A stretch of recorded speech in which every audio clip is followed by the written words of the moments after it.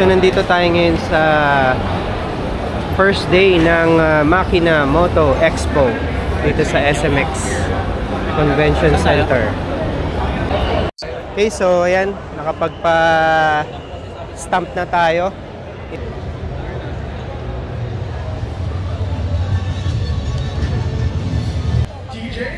Pogi nitong ano, dragster oh. Oh.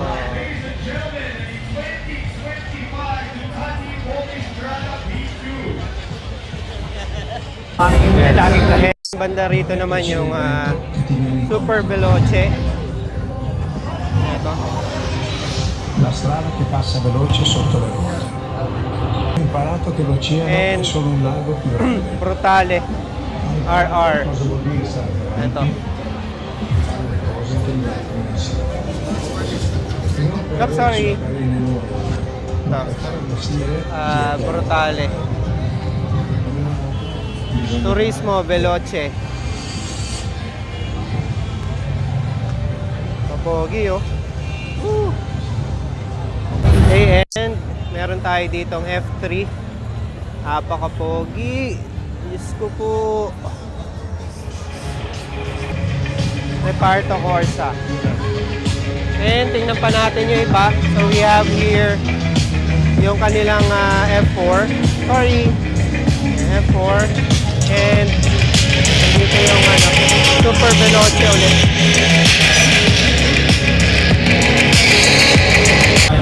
And dito naman sa Suzuki, ito yata yung nilaunch nila na bagong model, no? Yung SX250.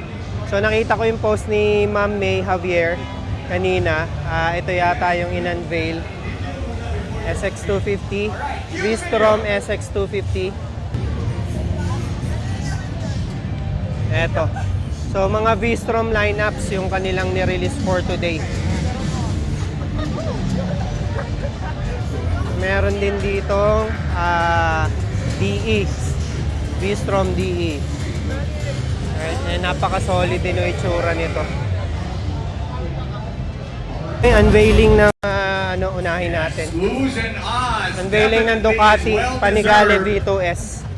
For this beast right here. And TJ, since you are here, and you were actually one of the first human beings to try out this bike over in Spain. What were your thoughts? Yeah, actually, I'm one of the first to try the bike, first Filipino to try the bike in Spain. And here we have also me and Mariah, who were the first two guy and girl to try the bike in the Philippines. So 1 month ago, we went to the press test in Spain. I got to try this beautiful bike. You know that I ride the Panigale V for the races. We've been Tayo sa bandang harapan. but like Mark Marquez, I also use the V2 for training. You know? So I've had a V2 in the past, which I use for training. Now I've ridden the new V2. It's unbelievable. So again, you get the same 890cc engine, super reliable, variable timing, so it's very easy to drive in the corners. You can make beautiful lines. This is Zach. Drive it easily. 17 kilos lighter, so Pa-picture din tayo. the stopping power is incredible. And Sir the Zach, best thing I like pa-picture about din this ako. bike is that the ergonomics of the bike actually put you in a position you. where you can ride it day on day, day in, day out. And if you're For the 7J before. okay, and you did mention Mariah Chua. Is Mariah here? So please give it up for Mariah Chua, the Ducati Cup Ladies Champion. And Mariah, you are going to be using the V2 this season for the Ducati Cup. I hope so. Claim it! Manifest it! Okay, you're manifested. But what are you excited for the most using this bike for the season? Yeah, so first of all, I just want to say thanks to Ducati Philippines, Boston, ETJ, for letting me, having this opportunity to test ride this bike. And proud to announce the SRP, the MSRP of these two models. For the base model, it's 1,190,000. Both bikes. So, Multistrada V2 base model and the Panigale Kanale V2 yung base ano niya, model no? is at Price, 1,190,000. And then for the S model, both bikes also. So, the Panigale V2S and the Multistrada V2S, it's 1,365,000. So we are accepting pre-book already. So if you want, yeah. So the availability of the bike, the arrival is by July 2025. Okay. So those are pretty good prices, huh? For Ducati bikes, that's actually a very You can buy 2 of these for the price of 1. It's unbelievable. so V2 plus V2 equals V4. yeah, Ganun ba? maybe I buy 1 V2S Multistrada, 1 V2S Panigale, and then I can do track and road. All right. Correct. 17. So, meron din tayo ditong Suzuki GSX-S 1000 and yung GSX-S GT. Ito yung touring. Grand touring and ito yung sports touring. And of course, Yes, yung sir. very famous na GSX-S 1000, yung naked You nila. are correct. Congratulations. And nandito naman tayo ngayon sa booth ng Wheeltech. Yan. Tenere 700.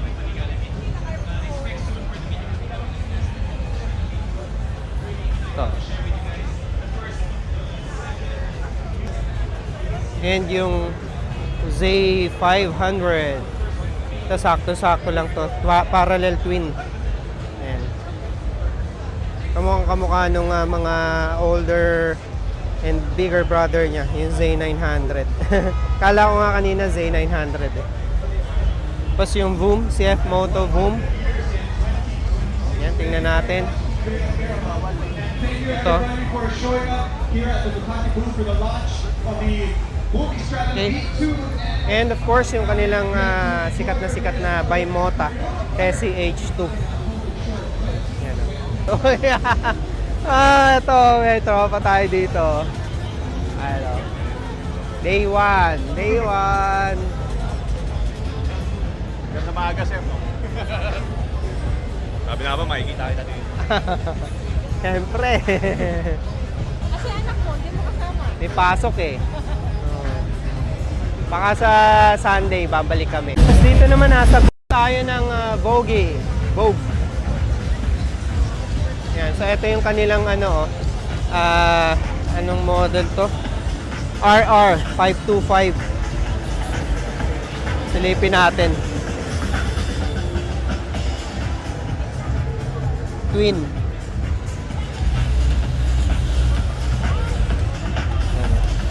Ay, sorry. 525 na naked and yung touring. Adventure pala, sorry. And over here, meron tayong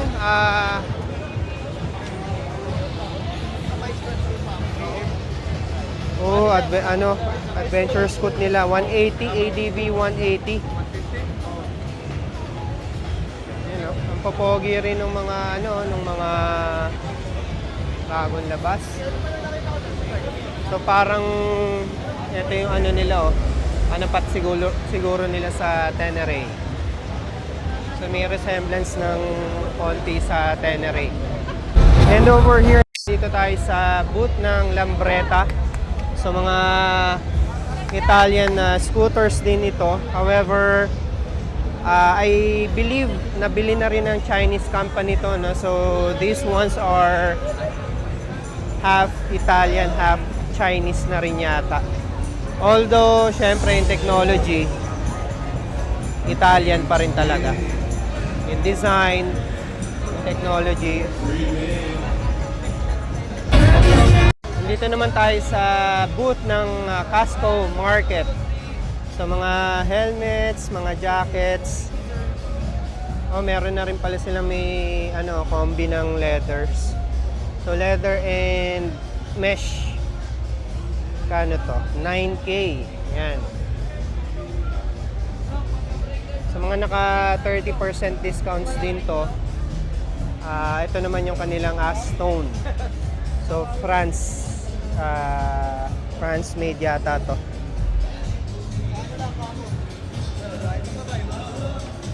Sorry. Nandito naman tayo sa RCB. Yan, so ang gaganda ng mga mags na naka-display, ultralight carbon. Pogi.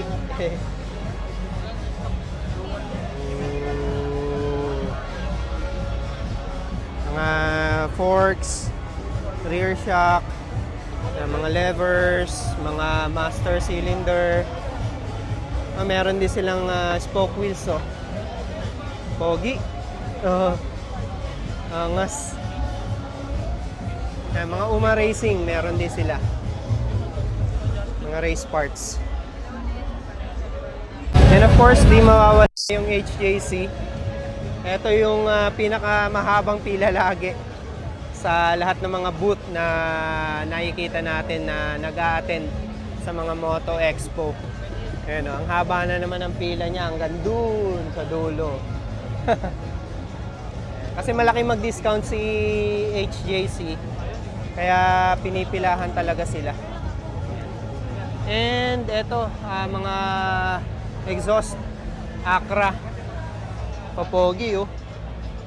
Woo! Pang MT-09, ZX4. Ayan. So, ang papogi nito mga pipes na to. Alright, so nandito na tayo ngayon sa booth ng Pirelli. So, hopefully may makita tayong kay Caloocan sales din yata ito. Ayan, kay Caloocan sales din. Sila rin yung nagbabantay for this event. And tingnan natin kung makapag-decide tayong kumuha ng either Rosso 3 or Rosso 4. LS2 na carbon, ang ganda ng combination ng kulay. Kay Moto World pala itong booth na to.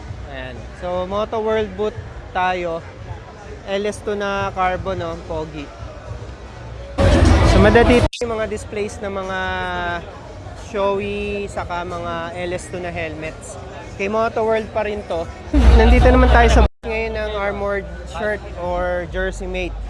So, ito yung mga nauuso ngayon na parang inner suit lang na padded na. So, ang pinakamalaking advantage nito is pwede mo siyang gamitin kahit anong jacket yung isuot mo. So, all you have to do is just to wear it inside, tapos ipapatong mo na lang yung jacket. So, kahit anong jacket, pwede mong isuot, basta pang ilalim siya, no? Yun yung kagandahan niya. So, tanong natin kung magkano yung parang ganito. Is magkano yung pinaka base model nung padded? 4995. Yun. So, 4995 yung sample dyan. Hindi pa kasama yung chest protector niya. Yung chest na Pero may back na. back, shoulder, elbow po sa 499. Sample dyan yun. Eto. Ano po bang size? Medium ako eh. Medium. Yan. So, 499. Kasama na yung shoulder, yung elbow, at yung back protector. So, separate bibilin yung Chest Pro. Ayan. We're here in Reso booth. Parang mga intercoms yata to. So, bagong player in the market yan. So, ang angas ng itsura ng mga nila, intercoms nila. Mesh na rin siya. Sa magiging kalaban ng Cardo saka ng Senna. Bagong-bago lang siya. Boss, saan po nag-originate si Reso? Hong Kong. Hong Kong. China brand. Pero yung manufacturer kasi nito, dati sila nag-work sa DJI. If familiar ka sa DJI, yung mga drones, sila yung humiwalay na sila sa DJI, gumawa sila ng sarili ng company. Dinevelop nila to. So if you notice, mukha siyang drone. Ang futuristic ng design yun niya. nga. So, it's a China brand, pero yun. So, sorry. Sige po. Boss, yung ano po, yung duo na package, magkano? Sa ngayon, wala pa tayong duo na package kasi naka-intro price siya na 12,500.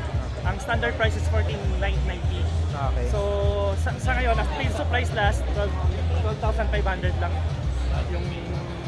Now, nandito naman tayo sa booth ng Segway. So, mga ano to, no?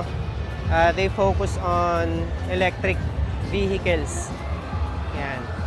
Electric scooters, stand-up scooters. Meron din silang parang cart. Yan. And of course, meron din silang electric scooters. Yan. So Segway is a very reputable brand pagdating sa mga electric vehicles kasi medyo high-end sila, no? So yan, as you can see yung kanilang kamukha nito model na to, E300 SE. It has a price tag of 275,000. So that's something not cheap pagdating sa electric scooters. And yan, makikita naman natin na sobrang solid and premium nung mga build quality ng kanilang mga electric scooters. So ito yung E300 SE. Yan, no. Ang premium ng pagkaka-design niya. And over here is Zontes booth. Yan, ang maingay na Zontes dahil doon sa kanilang mga bagong release na mga 400cc scooters. So kamukha nito, no, ang model nito is 400M. So ang pogi ng mukha, oh, tangin na parang parang robot, parang Iron Man yung mukha nito. Ayos. However, ang napansin ko lang, medyo mataas yung price tag din ni Zontes, no? Yung mga bagong labas na Zontes na 400 lineup nila, medyo may pagka-pricey rin, no? Kamukha nung 400G. I think it's priced at around mga 399k yata. So for 400cc for me, medyo ano siya, no? On a more expensive side. Ito yata yun, no? So 400G. So ito yung kanilang adventure type na scooter. 399k yata ang ano nito, ang price tag nito. However, ngayon ko lang siya nakita sa personal and I think yung 399,000 is very ano naman, no, very reasonable para sa itsura niya. Napaka-chunky pala at napakalaki pala nito sa personal. Ayan, no? Ang dami mga pindutan, no.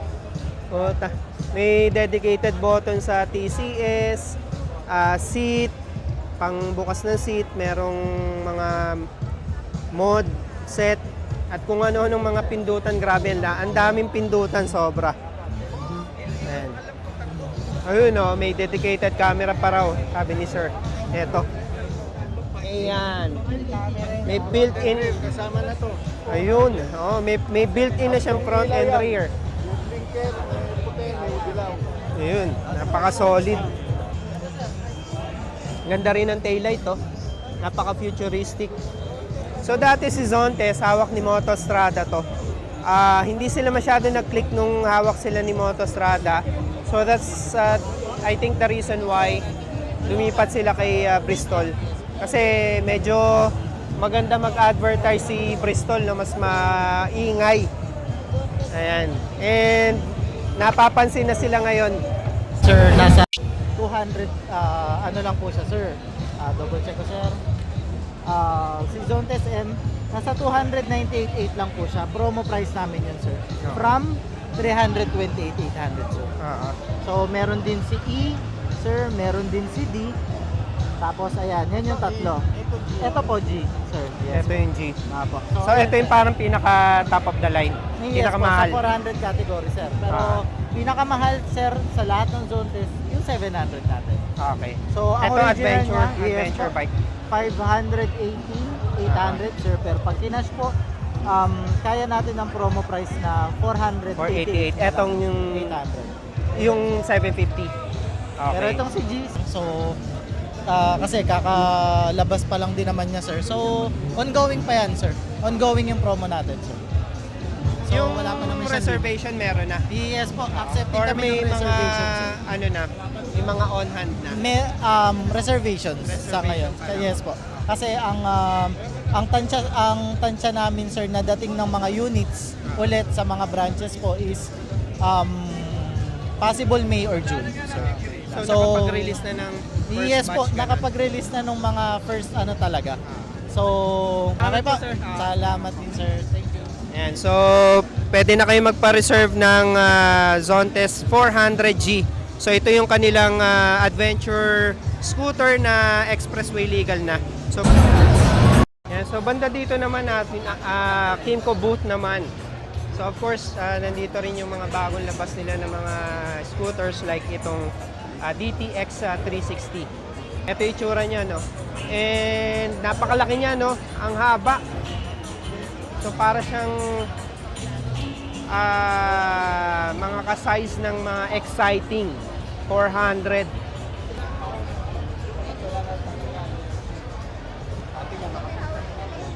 Gold Runway, yan. Isa sa pinakasikat, if not pinakasikat sa pagdating sa mga mini driving light.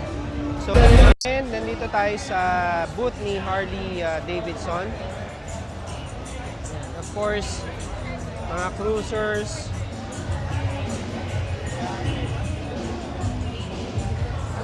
Ayan, mga cruisers. And more cruisers. Ayan. Punta naman tayo sa booth ni Honda. Ayan. So, ano yung bago nila? Tingnan natin kung ano yung mga bagong labas ni Honda.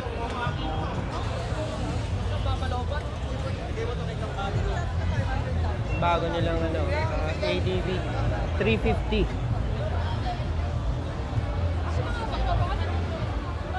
Parang metallic or candy tone red yung kanyang paint.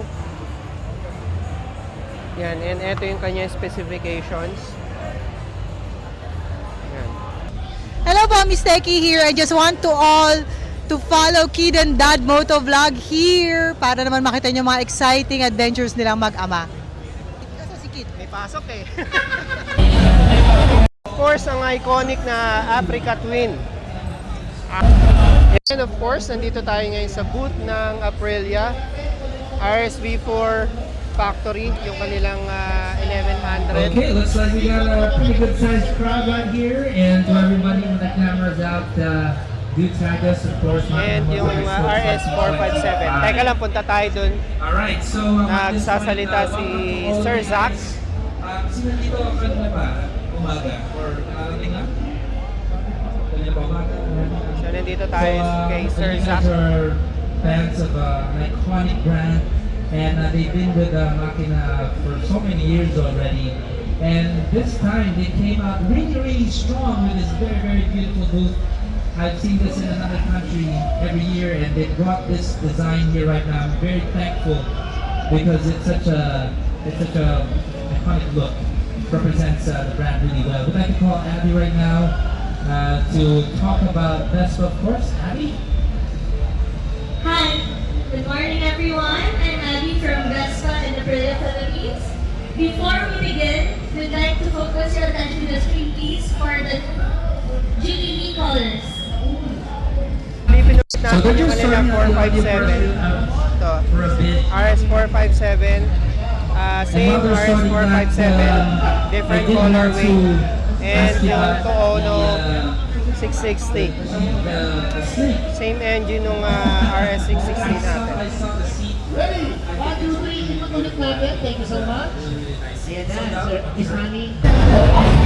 So nandito naman tayo ngayon sa booth ng Access Plus.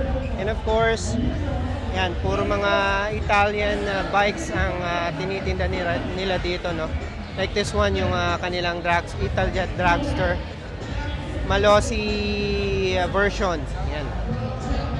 Pakapogi, grabe. Yan. So yung mga pangarap natin, mga pyesa, nandito. So ito yung bagong calipers nila, Brembo High Pure. So ito na yung nakakabit sa mga bagong labas ng Panigale series nila. Sa Panigale V2S, ito yata yung nakalagay. And ito naman yung kanilang mga brake master cylinder. Yan. Corsa Corta RCS 16. And Corsa Corta RR. Ito yung pinaka parang top of the line yata. And sobrang nice nung design niya. Ganda. So ito, dito yung mga sample ng kanilang mga brake calipers. Meron naman sir, tapos pag mo, And punta muna tayo dito sa bandang likuran. Kanina ko pa gustong magkape. Hanap tayo ng mabibila natin ng kape. Kasi hindi pa tayo nag-caffeine for today. And parang kulang talaga yung araw. Kulang yung umaga, no? Kapag hindi pa tayo nakakapagkape. Mukhang walang kape, yun lang yata yung kainan doon. Ganda ng mga models, oh. Hello! Mga oil naman, Enios. Ayan. And meron silang display dito na yung Smart Bitpilen ba to? 401. So ang binebenta naman dito is yung pang-lift naman ng motor. And of course, meron din tayong ditong top tool. So napakaganda nitong mga tools nito, no. Si Idol Marvin Mangulabnan. So ano siya nito? Model siya nitong tool brand na ito. Ang ganda. And nandito naman tayo ngayon sa booth ng Triumph. So syempre nagkaroon tayo ng Street Triple 765 and actually isa yun sa mga bikes na gusto kong magkaroon ulit, balikan. Ito siya, oh. Ito yung bagong model and ito yung pinaka trip ko na colorway, yung golden or parang sunburst yellow. And so may napansin tayong bagong brand ng helmet dito, Vroom. I'm not sure kung yun yung tamang pronunciation. So tingnan natin, check natin, and may magaganda kasi mga design na nakita tayo. So buy one get one for 2,800. So meron din ibang mga klase, pang classic na scoots and bikes, 10% off. Yan, may mga almost parang puro pang classic, no, pang vintage yung kanilang mga helmets. And nandito naman tayo ngayon sa booth ni Ozzy Racing. So magkano po? From 118, ano na lang, 600. 600. So pang siya, adventure na mga bikes. Tingnan natin. Parang gusto kong bumili kasi doon sa ATR 160 natin. So na dito, booth ng Malossi naman. So doon sa mga hindi familiar, Malossi is an Italian company. So they make mostly mga performance parts like yung mga magagandang exhaust, mga CVT and such. So napakagandang brand din nito. And pricey, no? So doon sa mga hindi familiar masyado sa kanya, nasa parang top of the bracket yung mga prices nitong si Malossi. Oh, may Polini rin sila, oh. So Malossi tapos may Polini rin pala sila dito. So both are Italian made na mga performance parts mostly para sa mga scooters, no. Ayan, like CVT, yung pulley, yung mga center spring, mga fly balls, clutch spring, mga belt. Ayan, so kamukha nito, grabe ang angas, oh.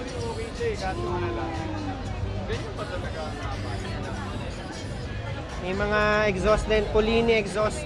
Ayan, mostly for mga Vespas tong mga to. Ito yung parang mga magaganda yung partner sa Vespa. So dito, booth naman ng Imprint Customs. Tingnan natin, may mga cup din dito eh. Baka may mahanap tayo na cup. At least kahit paano may mabili tayo, no? Ayan, may makina moto show sila na cups, oh. Meron din Elite Gain dito, oh. Pati ng Eurogrid. Ito, sakto, pinakaayos na brand pagdating sa mga brake pads. Hindi siya ganun kamahal, pero super quality. Nakagamit na rin tayo nitong Elite and so far, sobrang satisfied ko naman sa kanya. Alright, so banda dito naman, booth ng for Cardo, Riega, ano pa? Cardo, yun. Puro Cardo dito. Sila natin. Ito yung mga price nila, oh. Pactok Edge. So, 15,000. Ooh. Pwede.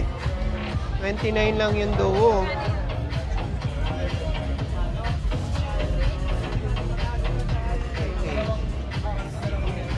mga bags.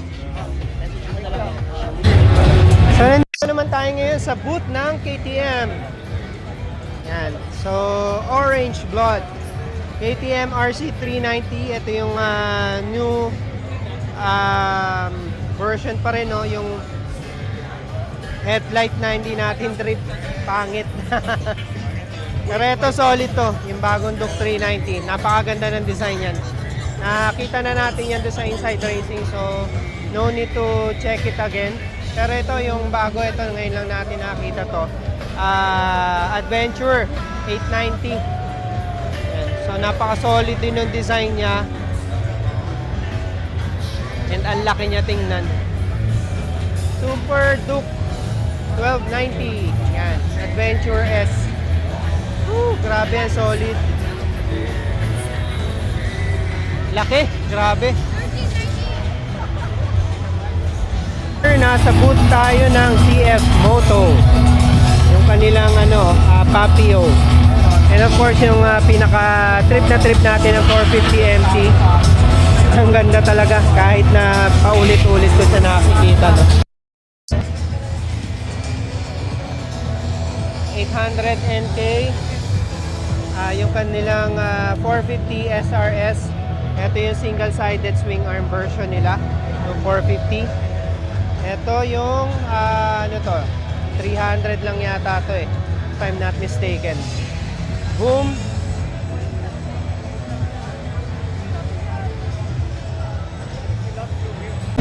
Dunlop. Same nung nandun sa Inside Racing. So, wag na natin i-check out. Punta tayo dito sa MT helmets. Ito, solid din na helmet to, no? Si MT. Ang gaganda rin ng mga helmets nito.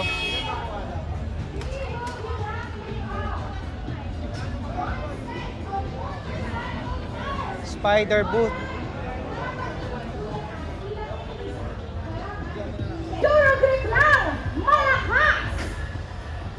Parang sumisikat ngayon tong brand na to.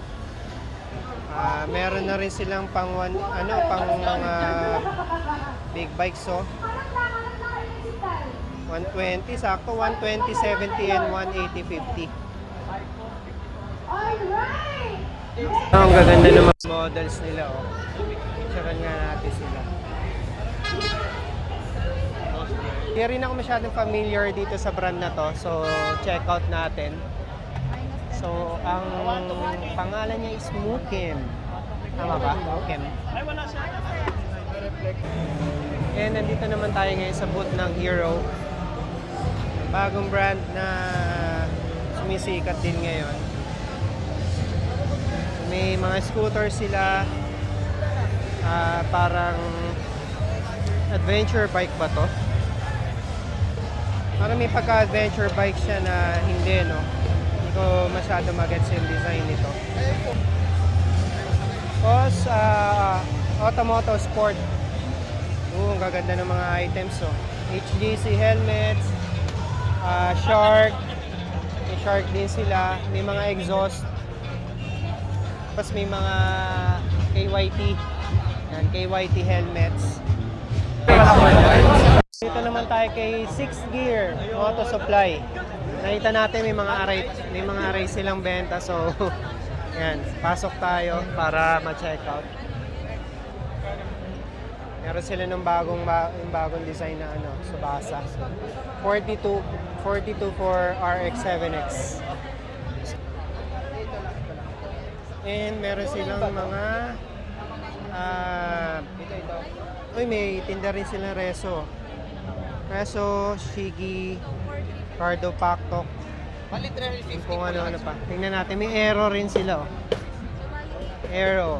May mga cups din sila. Ducati cups. BM. Salamat. May coffee. Tayo? Bili tayo ng coffee. Iced.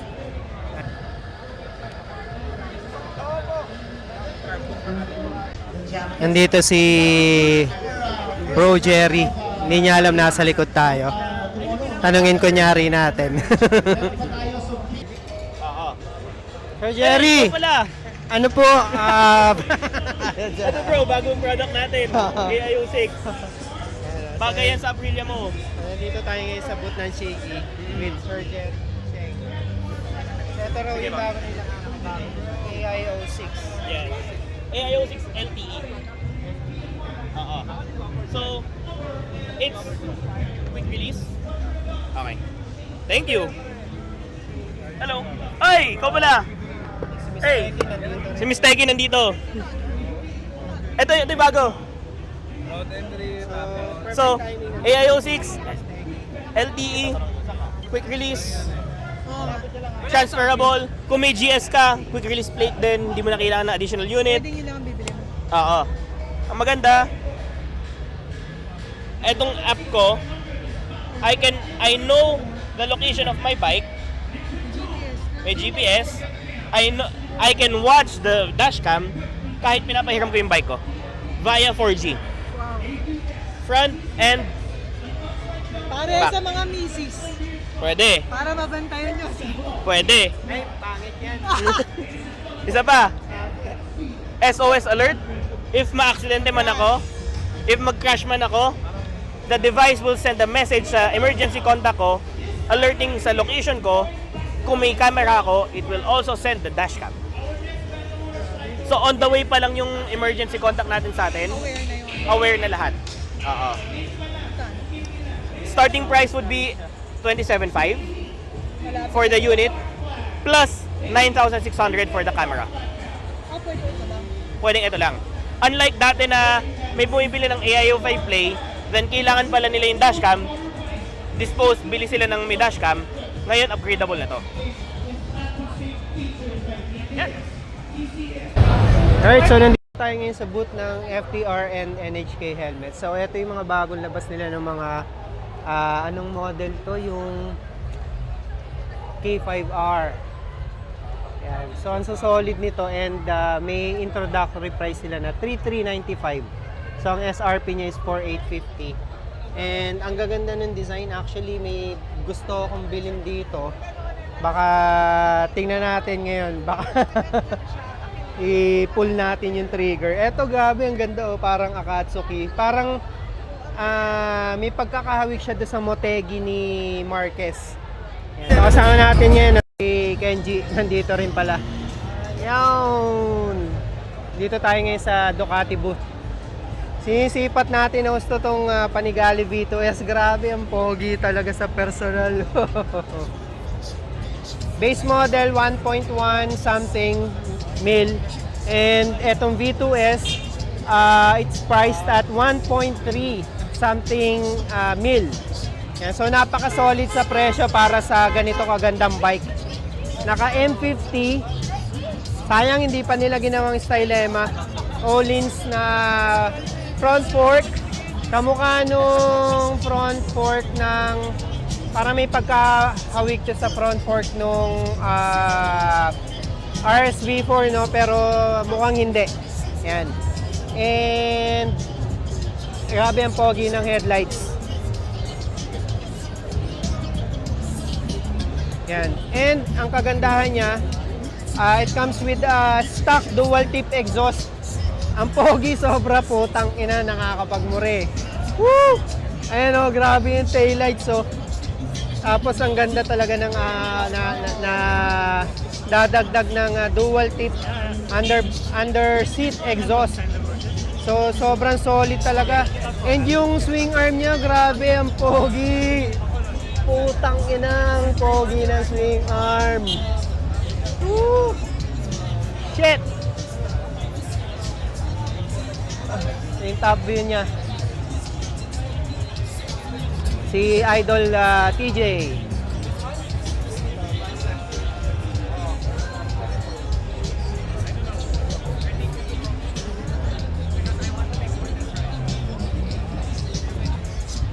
Woo!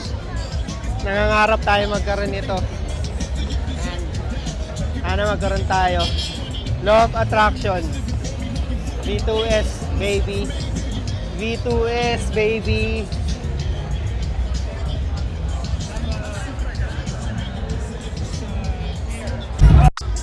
And so, we're here with TJ Alberto and meron lang tayong dalawang mixing questions, sir. Ano po yung major difference nung V2 sa V2S? Kasi di ba parang may 200k difference sila sa price tag nila. Well, to begin with, we have these two new bikes. So both the V2 and the Multistrada are all new for this year. Basically, Ducati has changed everything completely: engine, chassis, bodywork for both of these two bikes. So we're very proud with the price that we have, 1,190 for the base model of both Panigale and Multistrada, and 1,3650 for both Panigale and Multistrada S version. So let's start here with the Panigale. So pretty much the only difference, which for me as a track rider is quite worth it. No, you get the addition of all-in suspension front and rear on the bike. So that's a big difference. If you compute the 200k price difference, pag na-search kayo ng all-in suspension front and rear, you'll find that actually 200k, makatipid ka pa. Yes, very reasonable. So here we have naman the Multistrada. So the difference between this is again in the suspension. You keep the same chassis. Here we have the standard model, but in Bacolod, actually this weekend we also have the S model. The difference then with the S mod is, remember when you're riding touring, laging nag-iibang condition natin. Minsan nasa road tayo, minsan nasa track, minsan nasa rough road, nasa smooth road, minsan nga off-road.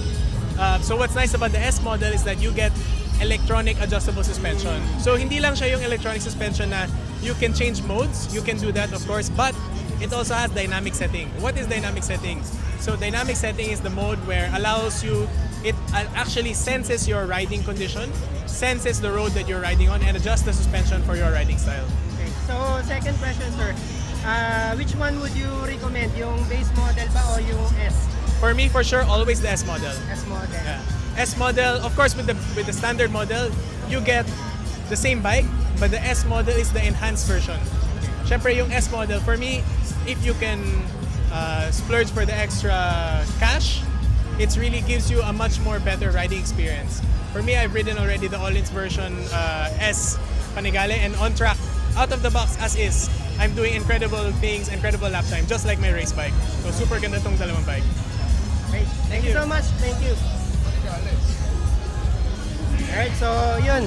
Coming from TJ Alberto, he would definitely recommend the S version. So, makes sense, no? For just an additional 200k something, you're gonna be getting a lot of stuffs like yun nga yung all-in suspension. So I believe yung base version siguro is equipped with socks.